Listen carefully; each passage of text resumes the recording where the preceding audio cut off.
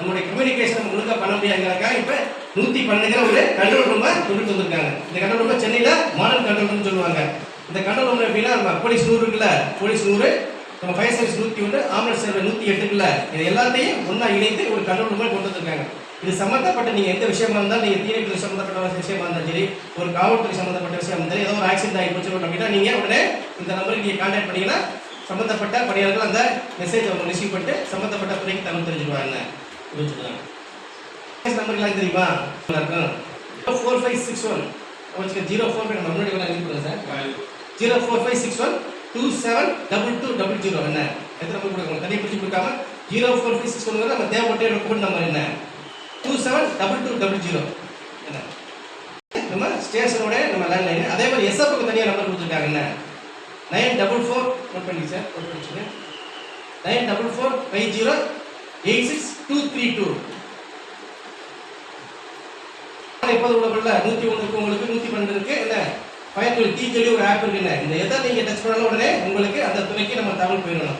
இப்போ இந்த தகவல் போகிற என்ன விஷயம்னா, இப்போ ஸ்டேஷனை உங்களால் கன்வெர்ட் பண்ண அப்படின்னா நீங்கள் கம்யூனிகேஷன் கொடுத்தாங்கன்னா ஸ்டேஷனுக்கு கொடுக்க நேரத்தோட ஷார்ட் பீல்டில் உங்களுக்கு கம்யூனிகேஷன் எங்களுக்கு டேப் கொடுத்துருக்காங்க எல்லாருக்குன்னு. ஒவ்வொரு ஸ்டேஷனுக்கும் நம்ம துறை சார்பாக டேப் கொடுத்துருக்காங்க. நீங்கள் ஒரு கம்யூனிகேஷன் ஸ்டேஷன் வச்சுட்டு அடுத்த 10 செகண்டில் எங்களுக்கு ஆட்டோமேட்டிக்காக டேப்பில் மெசேஜ் வந்துடும் என்ன. அப்படிங்கும்போது நீங்கள் சொல்லக்கூடிய விஷயங்களை ரொம்ப தெளிவாக சொல்லணும். நம்ம ஒரு பதத்தில் இருக்குன்னு சொல்லிட்டோம், தவறுகளாக அவசரப்பட்டு நம்ம எந்த விஷயத்தையும் மாற்றி சொல்லிடக்கூடாது.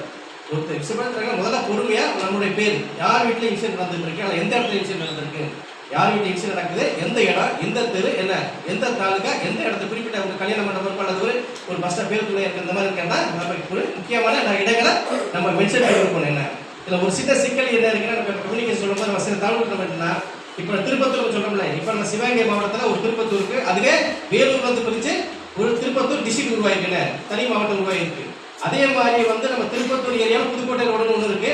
அதே மாதிரி அங்கே உள்ள வேலூர் ஏரியாவில் திருப்பத்தூர்ல புதுக்கோட்டை ரோடுன்னு ஒன்று இருக்கு. அப்படிங்கும்போது நம்ம சொல்லக்கூடிய விஷயங்களை நம்ம தெளிவாக சொன்னால் மட்டும்தான் கம்யூனிகேஷனில் விஷயம் தெளிவாக எடுக்க முடியும். இப்போ வெறும் திருப்பத்தூர் சொன்னால் என்ன நினைப்பாங்க, திருப்பத்தூர் ஸ்டேஷன் நினைப்பாங்க, திருப்பத்தூர் தாலுகா மாவட்டம் நினைப்பாங்களா?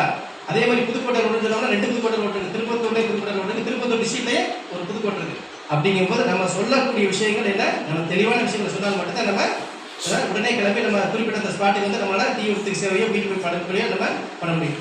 ஏன்னா நம்ம ஒவ்வொரு செகண்டும் நம்ம தாமதிக்கக்கூடிய நேரம் ஏதோ ஒரு உயிர் போவதற்கான வாய்ப்புகள் அதிகம் இருக்குது. அதெல்லாம் சொல்லணும், தீயணைப்பு துறைக்கு ஒரு முக்கியமான துறை.